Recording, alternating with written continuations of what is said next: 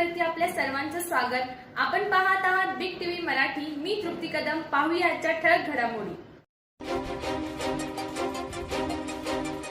मोटेवाडी दुर्घटनेतील बाधित कुटुंबियांचे खासदार विशालदादा पाटील व माजी आमदार विक्रमसिंह सावंत यांनी केले सांत्वन। जत तालुक्यातील मोटेवाडी इथं मरगुबाई यात्रेदरम्यान अचानक आलेल्या वादळी वाऱ्यामुळे उभारण्यात आलेले पत्राशेड व भिंत कोसळून झालेल्या भीषण दुर्घटनेत 6 भाविकांचा दुर्दैवी मृत्यू झाला असून अनेक भाविक गंभीर जखमी झाले। या हृदयद्रावक घटनेमुळे संपूर्ण जत तालुक्यावर शोककळा पसरली आहे। दुर्घटनेची माहिती मिळताच विशाल पाटील यांनी घटनास्थळी भेट देत दुर्घटनास्थळाची पाहणी केली, तसेच दुर्घटनाग्रस्त कुटुंबियांचे सांत्वन केले। यावेळी जत तालुक्याचे माजी आमदार व सांगली जिल्हा काँग्रेस कमिटीचे अध्यक्ष विक्रमसिंह सावंत हेही उपस्थित होते। मरगुबाई यात्रेसाठी मोठ्या संख्येने भाविक मंदिर परिसरात उपस्थित असताना अचानक जोरदार वादळी वारे सुटले। या वाऱ्याच्या तडाख्यामुळे मंदिर परिसरातील पत्राशेड आणि बांधकामाची भिंत कोसळली। काही क्षणातच परिसरात एकच गोंधळ उडाला। यात्रेसाठी आलेले अनेक भाविक ढिगाऱ्याखाली अडकले। या दुर्घटनेत पांडोजरी, दरिबडची तसेच कर्नाटकातील भाविकांचाही समावेश असल्याची माहिती समोर आली आहे। दुर्घटनेनंतर स्थानिक नागरिक, युवक व प्रशासनाने तातडीने मदत कार्य सुरू केले।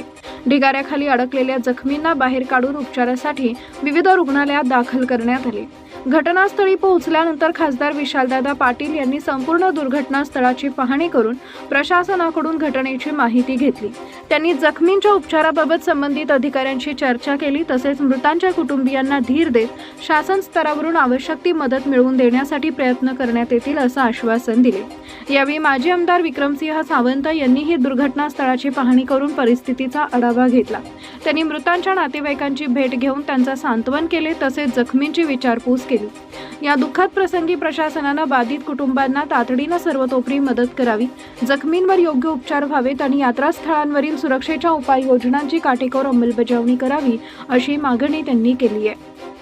या प्रसंगी पंचायत समिती सदस्य लक्ष्मण तात्या चव्हाण, माजी सभापती बाबासाहेब कोडक, माजी अप्पाराया बिराजदार सुजय नाना शिंदे, सांगली जिल्हा मध्यवर्ती बँकेचे संचालक रामचंद्र सरगर, रावसाहेब मंगसुळी, नागू मोटे, भगवंत जावीर, अमोल कुलकर्णी आदी मान्यवर उपस्थित होते।